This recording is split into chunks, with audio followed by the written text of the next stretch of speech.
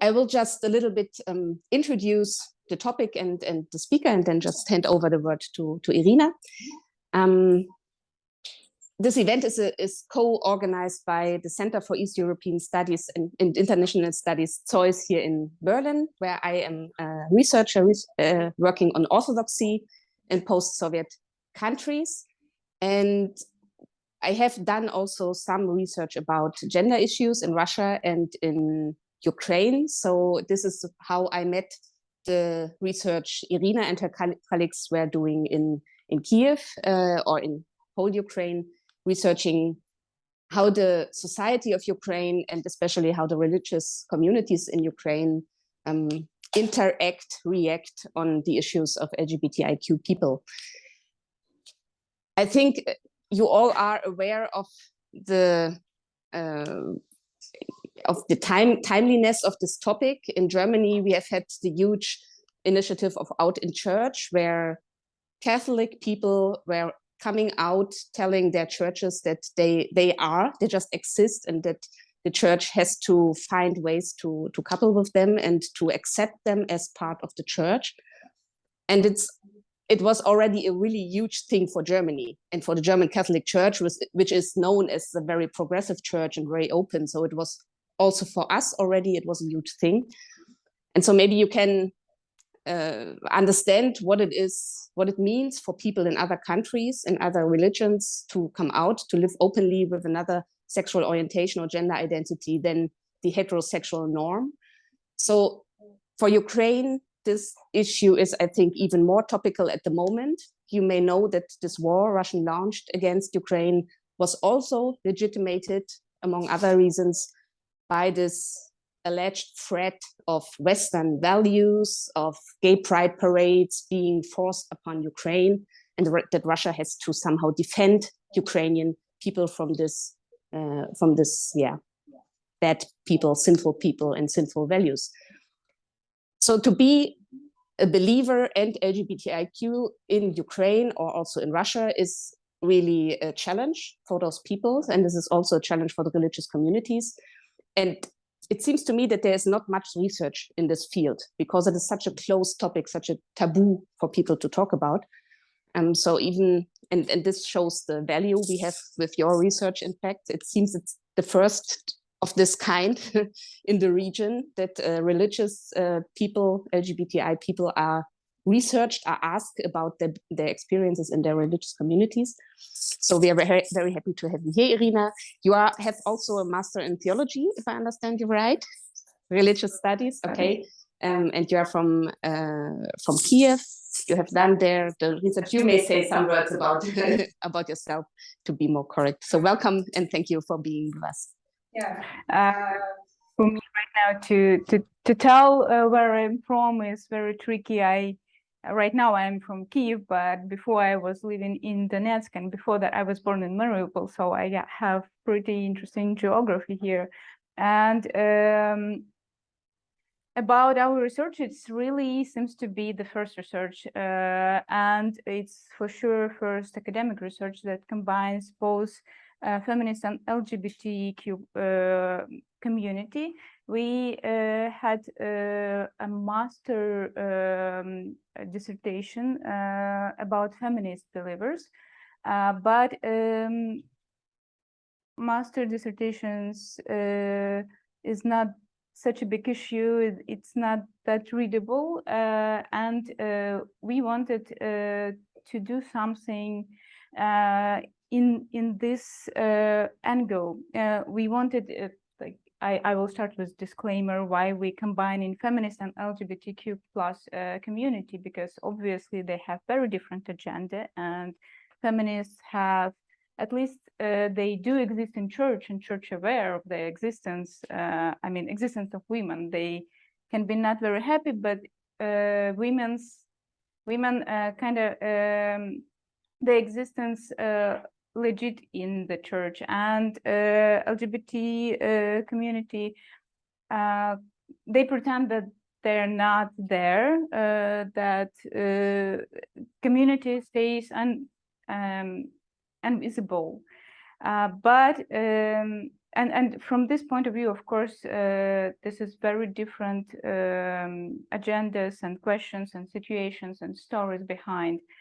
But we were trying to look at both of these groups from the point of view of human rights, because in both cases, their right to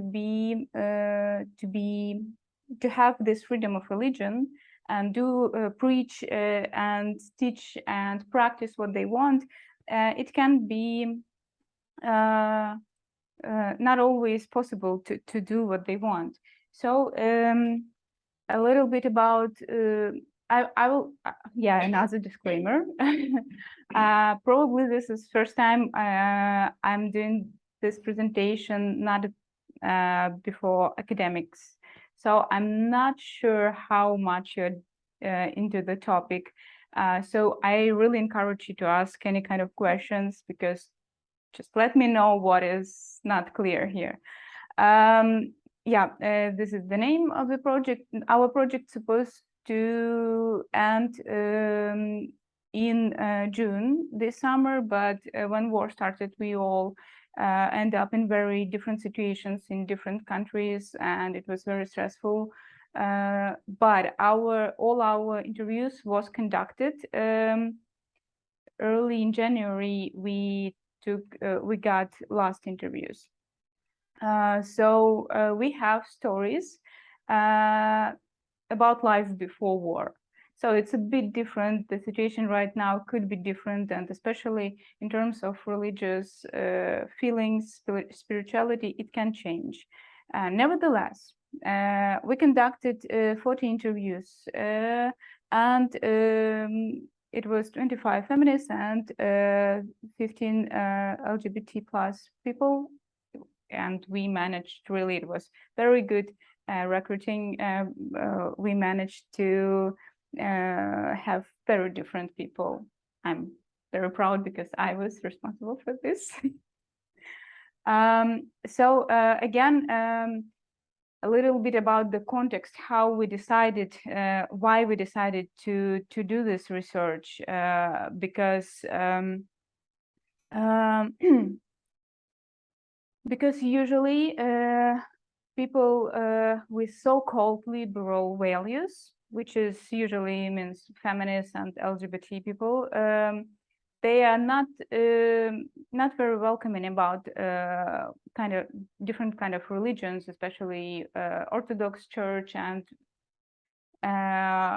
others. And quite opposite, religious leaders usually very strict about feminism and LGBT rights. But the thing is that still, even though the statistic can decrease and there are less and less religious people, still there are a lot of them. And for some of them, it's just a part of their background. They were born in religious family, in religious society, and they continue to practice something. And somehow it can be just a part of identity. And another thing which was very important for our research, a lot of people using religion as a coping strategy. First of all, it gives some ontological, existential answers on questions, and which is, like, especially in these times, very hard to find rational answers, and religion offers kind of wide view on the world, and for some people it works. And of course, very important part is a supportive community, and supportive community can be even more important than everything else, because this community, like, I mean, we all part of some community, and we know how it's important to have this feeling that someone is accept you, someone love you, and so on and so on.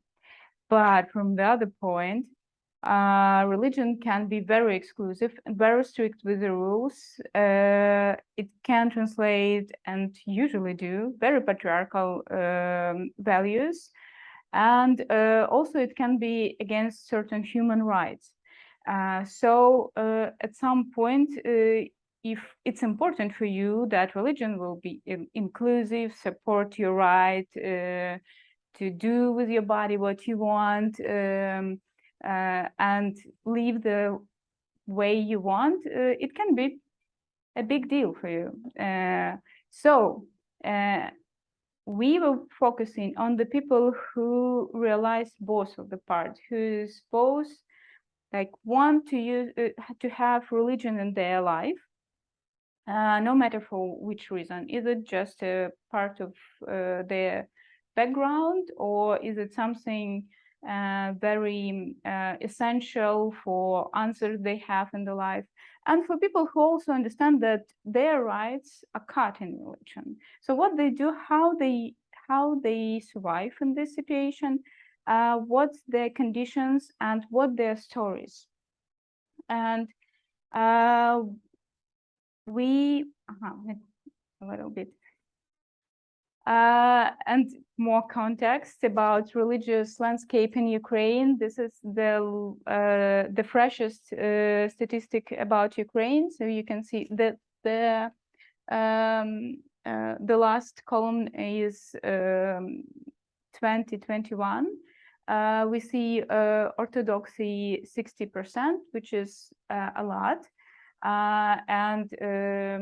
And I don't know how much you know about religious situation in Ukraine, but we have too much Orthodox churches, different administrations, and sometimes people confuse a lot about it, and sometimes, well, most of the time, they just go to the closest church, and when you ask a person in which church you go, they just, that one is nice, I'm going there.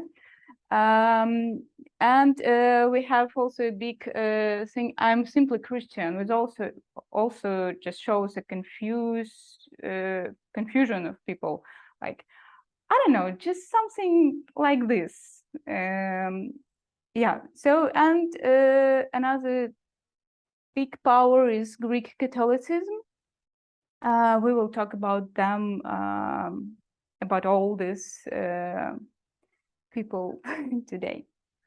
And of course, we have this beautiful movement of men who is going to become nuns, monks, and who is promoting family values. Which is very ironic, and I love this situation. Nevertheless,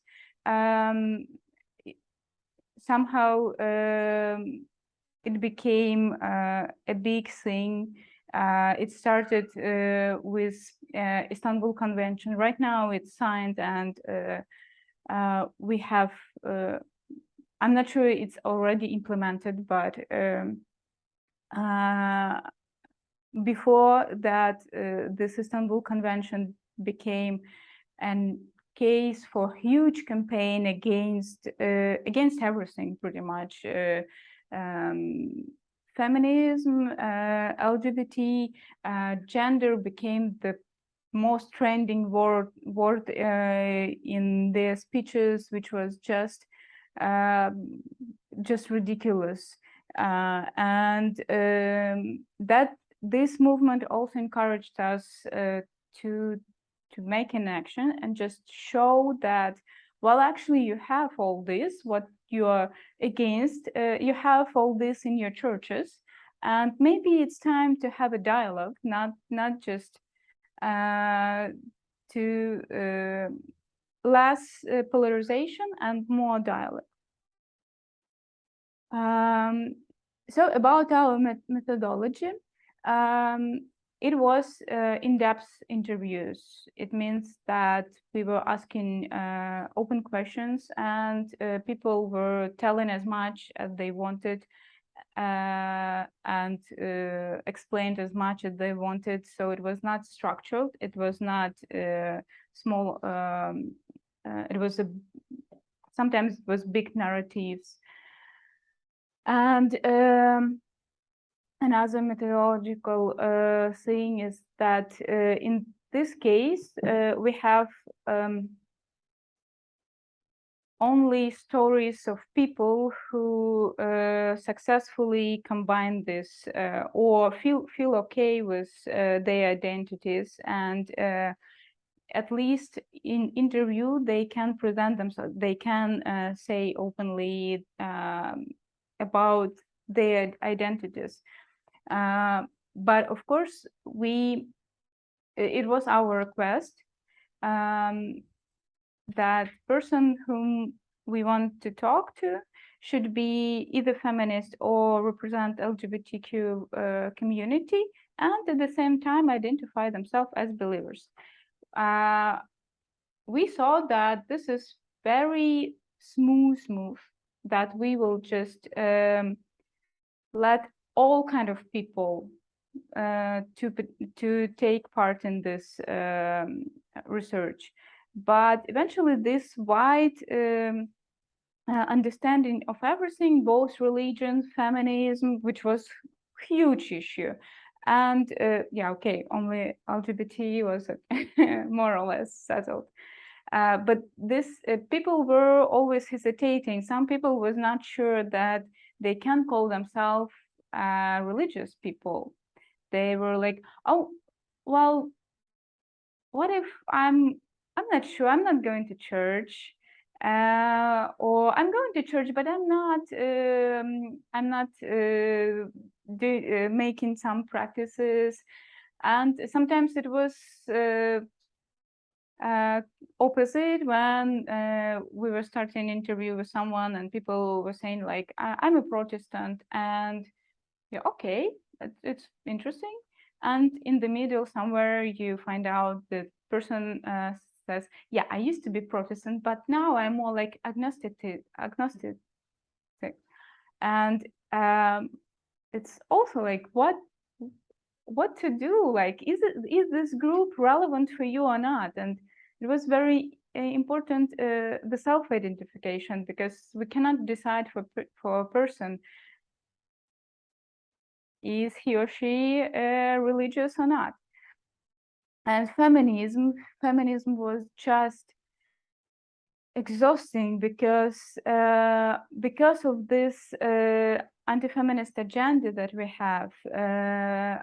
Feminism became a swear word, a bad word, and very often women share values of feminism, but they intimidated to call themselves, to come out as feminists, and they started to say, oh, I'm for women's rights. Yeah, well, I'm not that feminist. I'm not radical feminist. And it's very interesting. They are not sure about their how they can call themselves, which is for me very strange. I don't understand. I'm not sharing this view. For me, like, even if you are, I believe there are some feminists who is pro-life, and like, it's possible. So just they don't want to call themselves feminists, of course, because they think that this term will I don't know, hurt them or something. So yeah, methodologically, it was not easy to find people who respond to all our requirements. And this is diagram from religious identities of people whom we find. Most of all, of course, it's Orthodox, and it's very similar, like just Orthodox. It can be Orthodox who never goes to church. It can be Orthodox. We have Orthodox who used to go to church, but then decided not to go to the church, but still identify themselves as Orthodox, and very different Orthodox. So it's really varies. And another interesting group is others. I will talk about others later, but suddenly we got a lot of people from different, it's like one or two, sometimes three, not significant number of people from very different denominations with very different identity. And it was obvious that religion very important for them in their life. And to be honest, usually these people give the most interesting, most insightful interviews. Yeah, I will talk about them later. Just a beautiful diagram of our diversity. So we were thinking about religion mostly as a coping strategy, and how it works with when you have these two identities, which is not correlating that good, not matching that good. What happens? One of the pattern is transformation of one of the identities from public to private. And of course, we have a lot of cases when sexual identity become private identity. So a person can be very active in the church, mosque, synagogue, whatever, and just not communicate about the sexuality, sometimes hide it, especially if it's a small town and everything like visible. But also we have a lot of cases when this religious identity become more private. And it can be less dramatic because very often people just switch their religion from strict Orthodox, from Catholic or Protestantism to something more private, because there are a lot of options when you don't need a big community. You can communicate with God, have some practice without people who will judge you. You just remove them. And this is, of course, more safe and more comfortable situation than the first one. Another strategy can be just renunciation one of the identities. And the thing is, in our research, we don't have cases, of course, we don't have cases when people were quitting their sexual identities, because in this case, they're just not our audience. Of course, there are such people, but we were not able to talk to them. In our case, we have, in our research, we have cases when people will live in churches and still mentioning religion as a essential part of their life, but not relevant group anymore. And yeah. And another strategy is when all identities are public, which usually leads to conflict. But sometimes there are another ways to manage with this, again, people just find another way, another religion, another approach where they feel comfortable to be public in their both identities.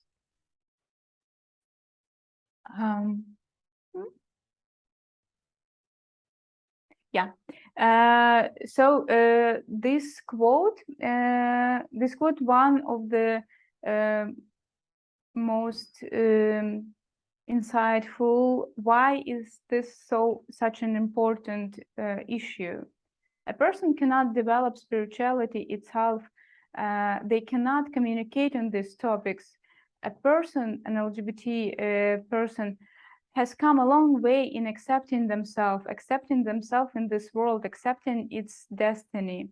A person who has gone through such a path cannot help but wonder why they're here, why they're like that, and how they should live with themselves now, interact with the world. This is a man, gay, 46 years old, and he calls himself as stands to stand Buddhism. He has an interesting story. He changed a lot of different Christian denomination, a lot of new religious movement tried, and this is his view on the topic. So for him, it's very important because he feels himself different. He feels that he should search for answers in something irrational in religion. Yeah.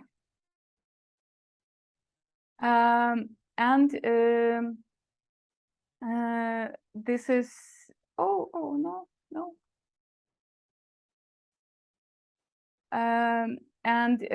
This is quotes from situations when, after a certain point, people decided not to be in religious community anymore. And then I saw a lot of violence in the families of religious Jews against women and children, just to force them to live this life, where a step to left or to the right, shooting on the spot, and you were shot, psychologically shot. It's a conservative, a woman, conservative Jew. And another quote, "It was a shocking moment, after which I said I would no longer go to church. I definitely despaired of the church as an institution."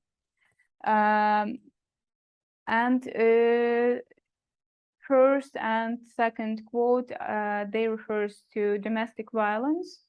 In second case, it's also before that there was an incident of domestic violence, and a woman back then, a teenager, came to church to talk to a priest because for her that priest and that community was very important, and priest gave her a very unpleasant answer. It was shocking for her, and she decided not to go to church anymore. Still claims herself as an Orthodox, and not quitting the religion, the beliefs, and this particular way of religion. She's staying Orthodox, but just not communicating with community.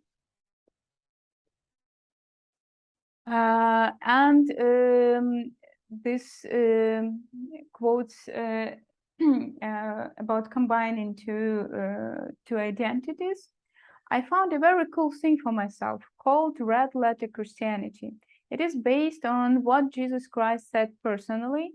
Only the direct speech of Jesus Christ is taken into account. Commandments of love, Sermon to the Mount, Jesus Christ worked to unite people, not to divide.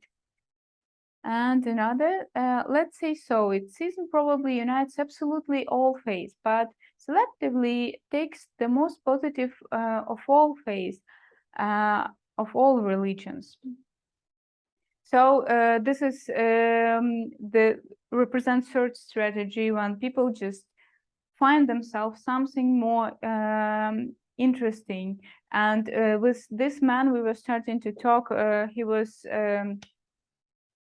introducing himself as Ukrainian Greek Catholic, and during conversation, turns out that he is practicing this red letter Christianity, not very popular movement, but very interesting, which is he explains pretty good what is going on there.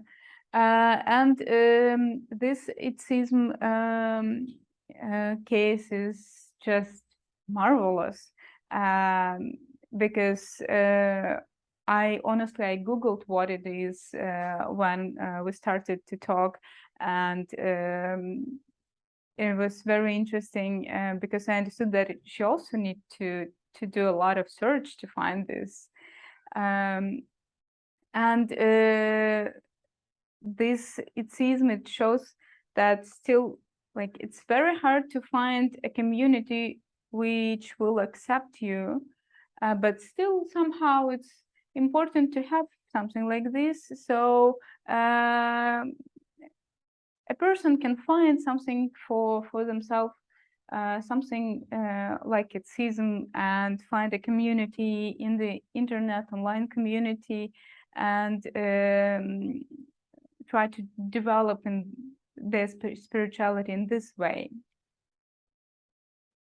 And of course, we were talking about stigmatization in churches, but for us, it was also very important to talk about stigmatization of believers in feminist and LGBT communities, which is also happens because as I was saying in the beginning, because this is kind of two camps who are not dealing with each other that good, and has no dialogue. My behavior can out me, or someone knows about me. It has led to thoughts like I'm worse, I'm unworthy to go to church. Hence, I removed the church from my life as an institution, as a mediator. If I need to talk to God, removing the church from this dialogue, communication becomes much better for me. I began to be interested in how the church relates to the gender transition, how everyone else will treat me personally, and so on. And I also wondered in terms of church doctrine, how churches treat LGBT people, how churches treat transgender people. And I understood that very few churches adequately take all LGBT people, all LGBTQ plus people.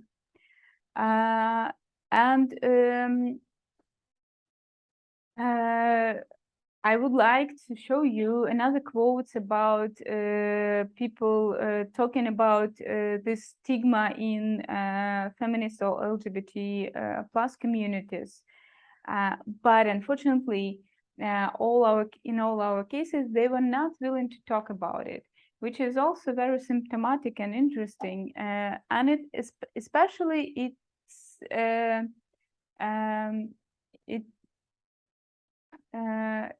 especially feminists were suffering from this, and they were really not ready to talk about it. They were mentioning that, yeah, some my friends from who share feminist values, they are talking about religion, very unpleasant thing, saying something rude, but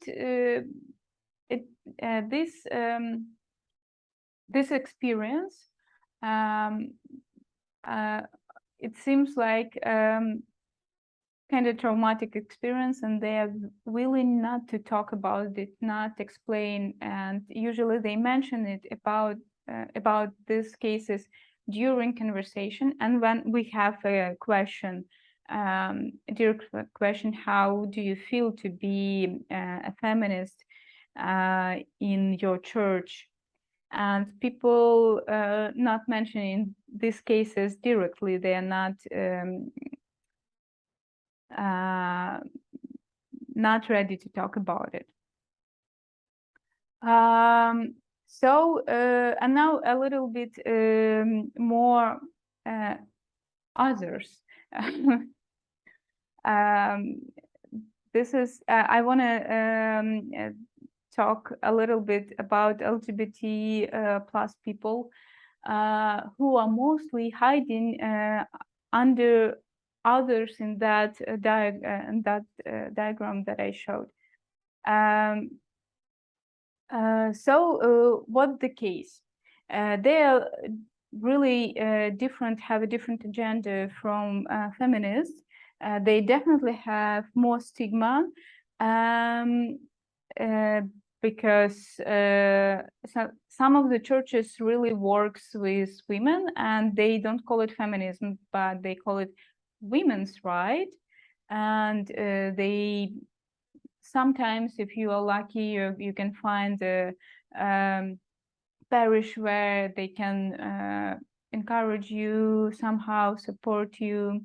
But for LGBT community, it's very difficult in Ukraine, and very few priests are ready to talk about it openly and support people. Another interesting thing is blurry identity and blurry affiliation, because again, because they understand that their sexual or gender identity is not appropriate to church. So they have tend to say, well, I'm kind of Orthodox, or I'm sort of Catholic, or I'm going to Catholic church, but I'm not Catholic, I'm not baptized, and a lot of such things that when they just not sure what's going on with with them, of course, in means of religious life. Another thing is tend to search for new communities and religions. That's how these people end up in these others. For sure, feeling not comfortable in Orthodox church, in Catholic churches, in Jewish communities, and so on. They start to search for something new, and they find a lot of interesting new approaches. They usually have they usually change few communities, or just go and just introduce themselves and study a little bit of this religion, that religion. So basically, this is a very educated people. And of course, they do more research and awareness about theology. So in the end, they can have a good discussion with you. And yeah, it all leads to just more diversity in a religion sense. I found a very cool thing for myself. Oh no. Oh, I'm so sorry. Yeah. So this quote is a demonstration of this pluralness of identity. I think that part of me is still looking for a way to connect with something otherworldly or mystical, with something that is bigger than me.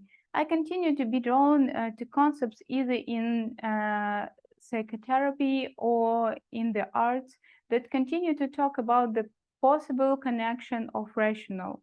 For some time, I was interested in the worldviews of the indigenous people of different countries, the feeling of a holistic connection of their places in nature, which is, again, you see a lot of something, connection, drawing into concepts, which describes pretty graphic the situation. A lot of different concepts, a lot of searching and reading and talking, and in general still looks like more like confusion than normal existence. Not normal, than existence. It has never been a problem for Vika that I'm a non-binary person, bisexual. Vika's main postulate is the deed will return 3 times. I had a need for spirituality, for a spiritual search. If not for religion, then for some faith, a certain system. And I started looking for this system and searched for a long time.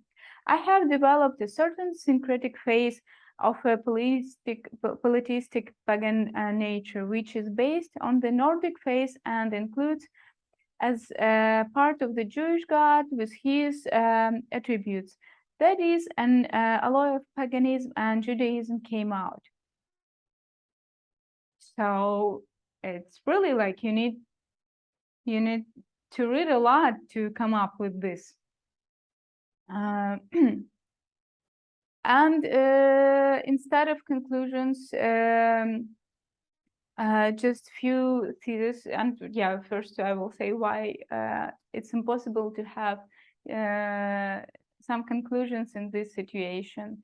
When you have quality research, not quantity, it's useless to count and say something like we have this much people and they want this and this and they believe in this and so on. Our aim was to gather stories and show the stories, and it sounds a little bit like a phrase from application to raise awareness, but this was a real thing to raise awareness, and from both groups, both in religious communities, that there are people who are interested in you guys and they want to communicate, they want to participate, and also there are people who practice, who called Western liberal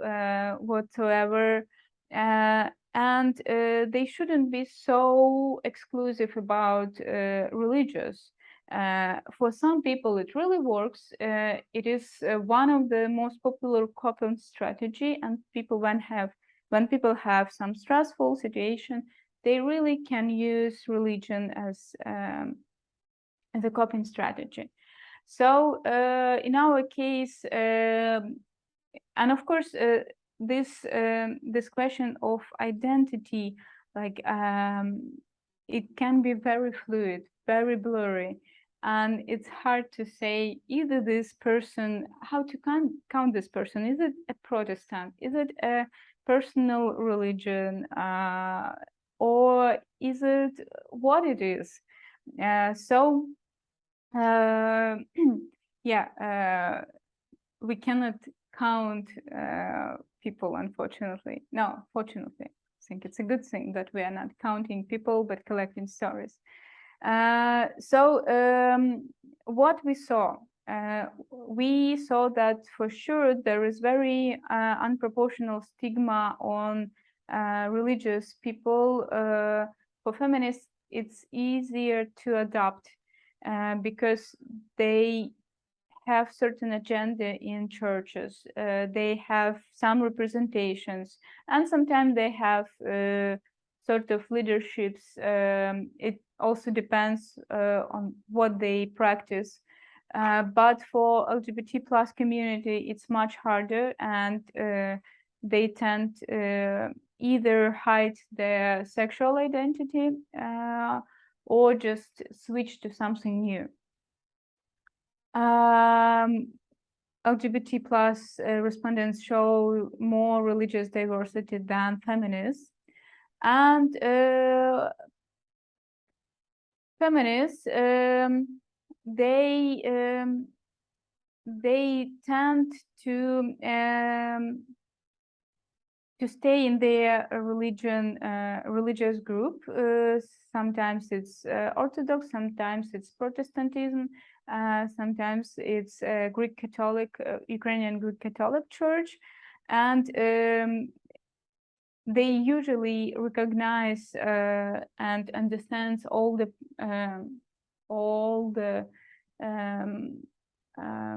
patriarchal values and propaganda and discrimination, but still it feels like they feel more comfortable and they able to adjust themselves to these rules and sometimes even ignore it, and that's why they really tend to stay in their religions, not change it. Even if they see the problem, they rather stay inside and develop their ideas and read theologians from Europe, from America, who has already developed these feminist theologies. So another interesting point was we conducted few interviews from people who were traveling and spent a lot of time abroad.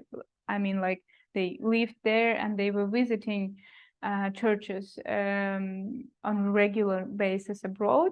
So they have they saw another way for existence, and they have more optimistic view, and in some cases they are too optimistic, can be. For example, we have we have one Protestant woman and two Catholic who were saying that they were saying like in 10 right now I can't participate in service, but in 10 years I will be. It's gonna change, and they were so sure about it, and even saying the date, which is very interesting. And it was like about Catholic Church, which is, come on, still Catholic Church. And yeah, still leaving the church, the religious community for private religiosity is a frequent solution for both groups, for feminists and LGBT people. Yeah, and we have this private religiosity is very wide range. It can be this red letters thing, which still means some practice, or atheism, and sometimes it's agnosticism, when people just after, it's usually happens after some conflict into the church, that they just said like, that's enough. There is something, I believe in it, and it's important for me to have this feeling of this something, but I have nothing to do with religiosity, with churches, with institutional religion. So yeah, the most problems people have exactly precisely with institutional religions, when they have to deal with doctrines and people, and in this case there are a lot of potential conflicts and a lot of potential traumas for people. So now I'm ready to answer all your questions, if you have any.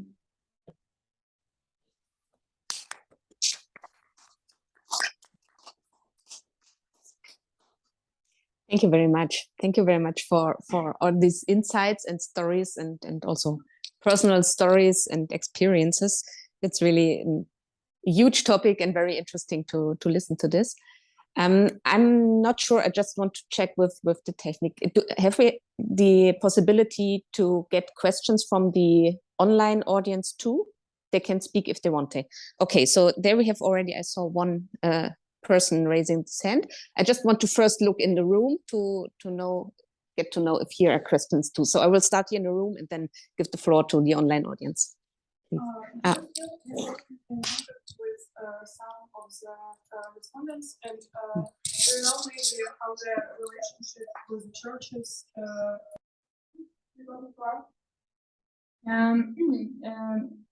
Not. It would be another research, of course.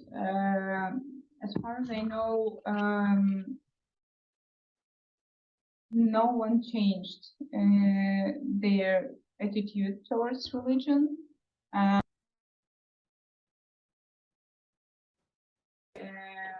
Even Catholic didn't church, but they had a reason. But still, you see, sometimes it's really doesn't matter for people. This authorities, yeah, it's. I think it's a personal decision not to care about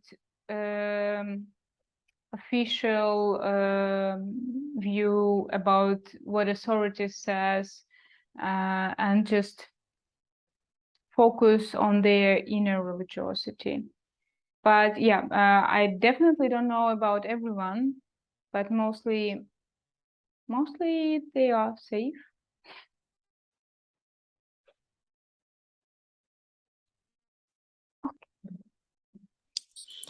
Okay, thank you. Then I see one question from the chat.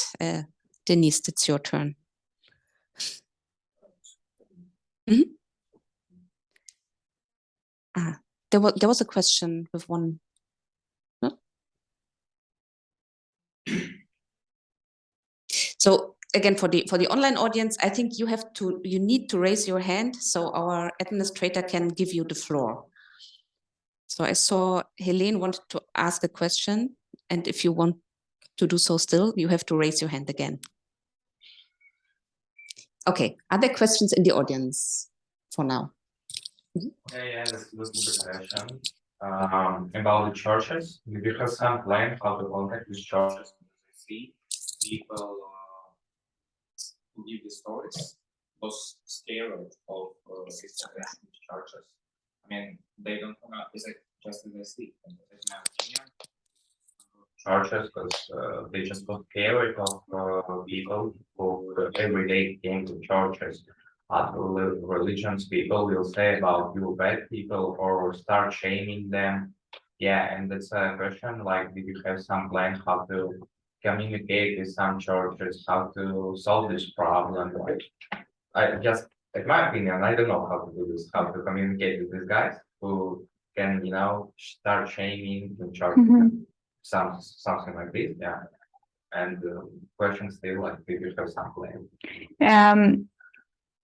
It was not our aim to have a plan, but we were asking people, and that was one of our questions. What's your plan? Like, if you have something to do with it and you have all tools, how do you see the situation? And in most of the cases, I'm sure in all of the cases, people were saying about education. I wanted to say that for us, this project is very, it's very interesting because it's about human rights and about this collision where people have rights to practice what they want. But at the same time, churches do have right to be exclusive. So how you solve this? And a lot of people, a lot of our respondents were very happy to talk about it, just because they wanted to be visible, to be present, and again, it's something about representation, just to show that they are there, and that priests and hierarchs should know that they are there, and you have to do something to open religion somehow for these people too. So no plan for me. I'm just an observer. So I think churches should come up with some plan, and yeah, education is the clue for this. Just me, as I understand, I don't know how to solve this really, because you talk about education, like education you mean in school or churches? No, in wider sense, like education, everything, like of course school, seminars, non-formal education, formal education, talking, reading, writing, dialogues, round tables. Yeah, just right now as I see about the education, like for example in schools, if someone will do this, I mean some schools will start like sexual education or something more, like LGBTQ education lesson, I mean, the guys will say about, no, we don't want to hear this, and start shaming others. Like in my experience, talk about, they will say something like, no, my parents say that's bad, and I don't want to hear this. LGBTQ people was bad, and feminists was bad too. I hate feminists, something like this. So I think like it's really a little bit hard, like to do something with it. It is hard, and of course there will be such cases, but it's not the reason not to do it. You still just need to talk about it. And when we were planning our research and our project, the last part was about presentations, and we were thinking about inviting some hierarchs from Orthodox Church, from Protestants, who is also very strict in Ukraine.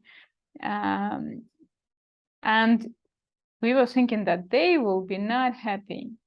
They will be, they can be aggressive even, but still it's better to do it. And just that there is such an issue.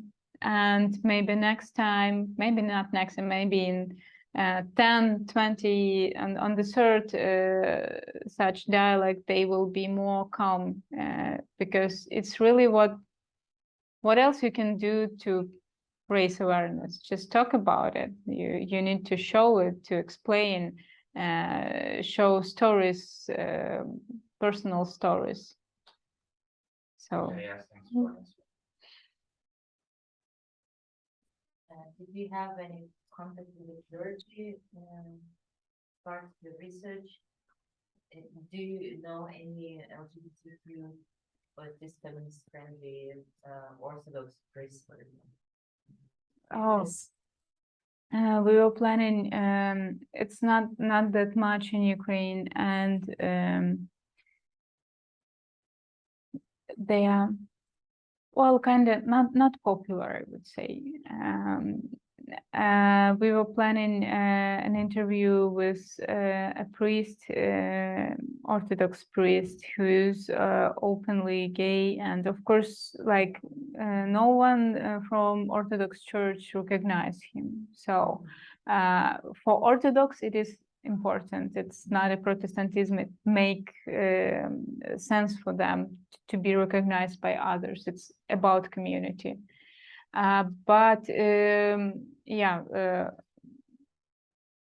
unfortunately, we didn't manage. Like, it's working with people is hard. Sometimes you just can't reach someone. So we had to cancel the interview. And in general, we had a lot of cancellations. Sometimes people were not comfortable to talk about it, and yeah, and sometimes they even block us, just didn't want to talk. Maybe it's not because such a sensitive topic, maybe just a bad day or something. You never know when you have deal with people, but still it can be just too sensitive and not everyone willing to talk about it. There's one question, I think, in the Q&A, which I can't see. So Denise, maybe you can read it.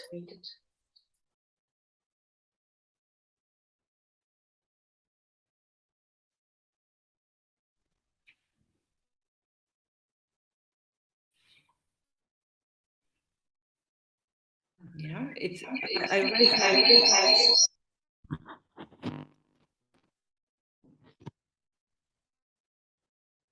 Is it because I raised my hand that I can speak now? Yes?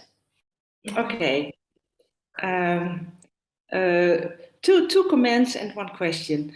Thank you so much for this presentation and the research. It is very important, and I think the first time that the relations, feminism, feminists, LGBTQ people and the church are so well documented and in a serious research. So thank you for doing that with your team. Second, about ietsism, perhaps you make it more complicated than it is. It is a Dutch term, and it was invented in the 90s. And iets means something. It is about people who, in surveys on religion, just told that they believe in something. There must be something between heaven and earth. So, and then a researcher invented the term ietsism. So it's something-ism. And a vague, non-descriptive way of being religious and non-institutional. And my question is on the possible relations between feminists and LGBTQ people. A couple of years ago, I heard from a Ukrainian feminist in the church that she said, for strategic reasons, it is better not to combine women's rights and the fight for women's rights in the church with the fights for gay and lesbian people, because homosexuality works like a red rag on a bull, and for strategic reasons, it would be better to not to be too openly allies, but to somehow disconnect the agendas. This was a couple of years ago. My question is, did you find similar responses also in your research? Or what do you think? Is there a potential for alliances between the feminists in the church and the LGBTQIA people in the church? Thank you very much for question. It is a very good question, and we actually had a problem with this issue, because when you recruit someone, you need to explain about the project, and you need to say the name, which includes both feminists and LGBT plus people. And a lot of feminists feels not okay with it, and sometimes they were some of them were just saying, yeah, well, I'm a feminist, but I'm not. Come on. And some of them were saying something like, it's like, I have nothing to do with this. It's not my topic. And which was obviously that they were just not ready to be even alliance, but like even hidden alliance. And of course, there are people who is okay and who is ready to include in the agenda LGBT plus people, but not that much. And for sure, women's rights are more, and they are more visible. There are more discussions about this, and really, no matter how we all can feel about this discussion about Istanbul Convention that we had in Ukraine, which was really rough. It's still, it pushed churches to do something. They opened last year, I guess, a shelter for women who suffers from domestic violence, and they try to show that, well, we are not that bad. Yeah, of course, women can work, can do something. So really, it's step by step. It pushed them, but of course, in case of LGBT plus people, it's really hard. And for feminists, for women in general, it would be more convenient not to be aliens, but it also would be good to support someone who also suffers. Thank you. I would like to go on with this question a little bit. So the first thing I think is, in fact, as you said, the effort to disconnect LGBTIQ issues and feminist issues, because LGBTI issues are such a, it's like the stigma, and you don't want to be somehow connected with the stigma. This is also one of the reasons why you don't find priests who will openly say that they affirm some kind of inclusion, because it's like they can then close down their community or their parish, because people will come and throw eggs on them. And that's really a problem. But I found this question also interesting, and I wrote down of this eatism and the fact that you described that people are really hesitant or not able to talk about their identity in different ways, to fix them, to say, yes, I am this one, or I'm this one, or to combine different identities. And we have, if you look at Ukrainian statistics, who is in which religious community, you have a huge part of people saying just Orthodox or just Christian. Yeah. And this is really remarkable for Ukraine. I haven't seen this in other societies or before. So would you say that there is some Ukrainian thing in it, not to be able to tell what you are, who you are, what your identity is? Is it maybe a post-Soviet thing also, or is it more connected to this topic, and to try to combine it, but not to be sure about how to combine it, in fact? But you for sure, you know the situation in Ukraine, so you understand how much it's confusing. Like really too much different denominations, and it's I think this also important, that people cannot decide what is going on. But yeah, maybe it is, but also it seems that you know, this church attitude towards people who is not coming on each Sunday to participate in service, and they can be strict about it. So you are not a Christian if you are not coming, or you are not a feminist if you are I don't know, something.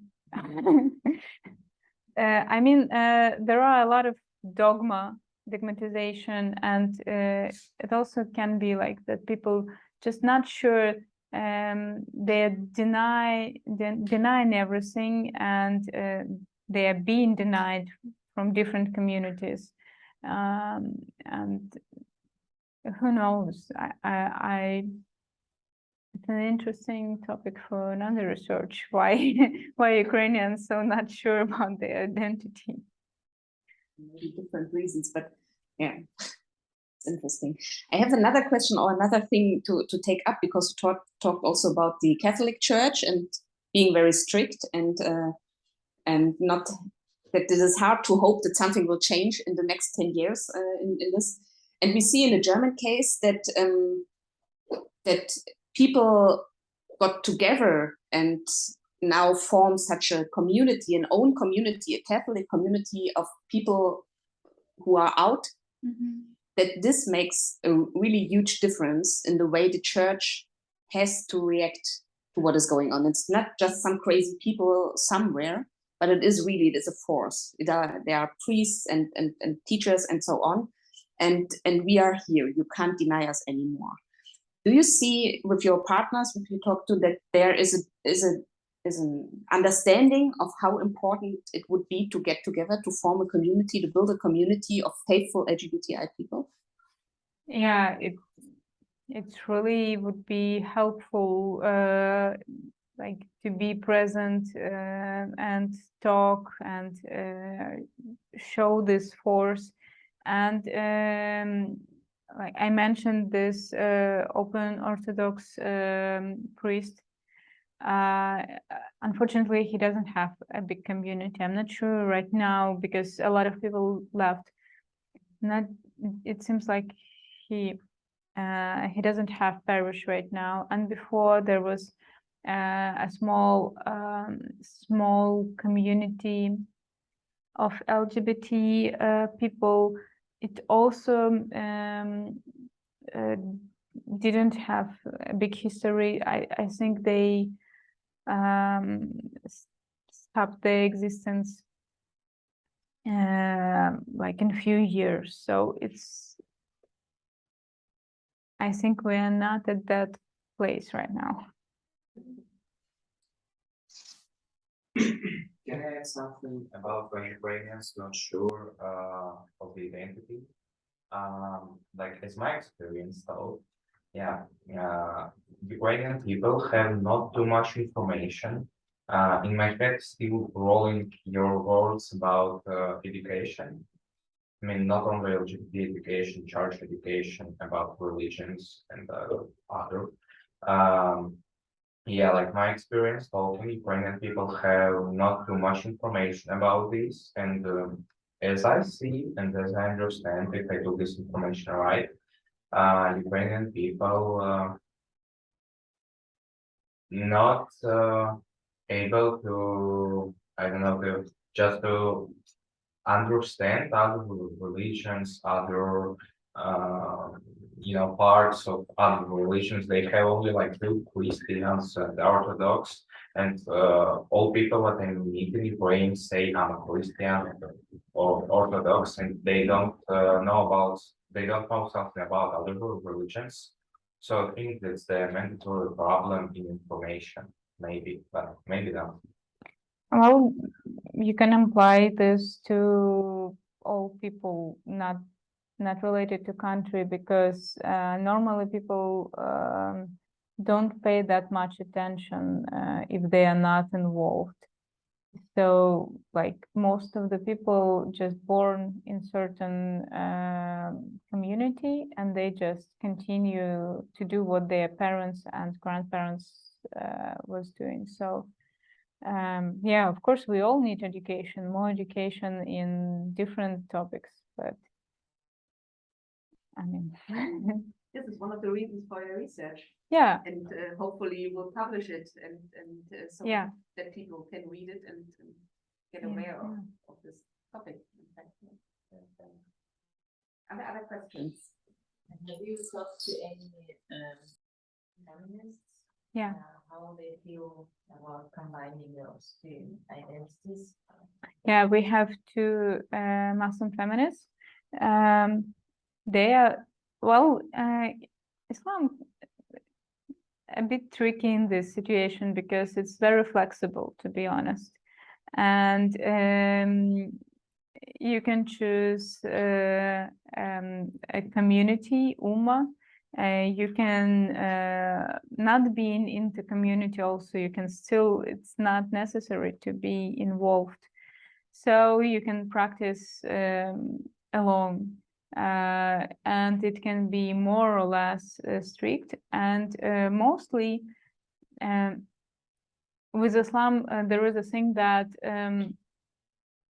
pretty much as with Christian churches, that there are some teaching from Muhammad, and a lot of traditions which is not necessary, but people usually don't question them. So I mean, this is patriarchal part. So yeah, they usually feel uncomfortable about common superstitions and like general ignorance about women. But they have very strong, like the people with whom we talk, they have very strong feminist agenda, and they usually attend 8 marches. So yeah, they are very interesting.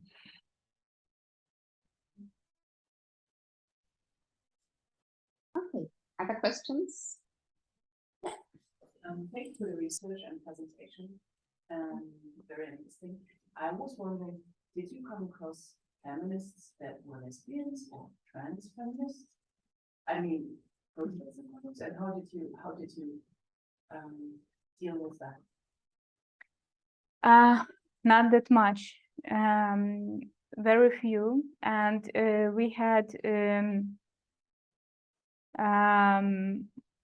questions, and one, like, they are symmetrical questions. For example, a question, how it is for you to be a feminist in the church, and the same question, how it is for you to be an LGBT person in church.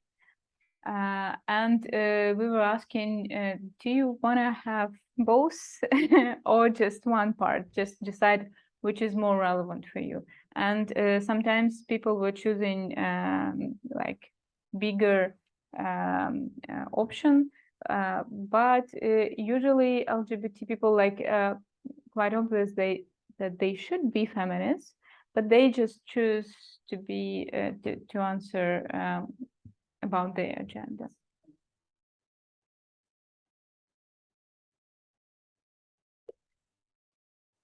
Any other questions?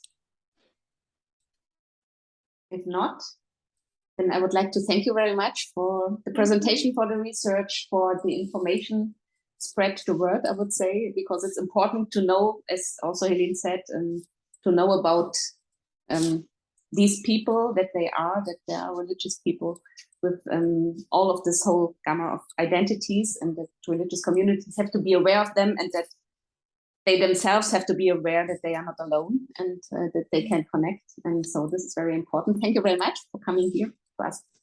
Thank you very much. I'm really honored to present it here, and thank you for everything you've done for this. Nothing. It's also the place to thank Quarteera. Yeah, of course. Okay. To introduce properly in the beginning, because we are here in the rooms of Quarteera, and in case you who will watch this video somewhere in the future want to know that Quarteera is an organization of Russian-speaking LGBTIQ+ people here in Germany. And at the moment, this organization is very busy with helping refugees from all of those countries somehow touched by the war.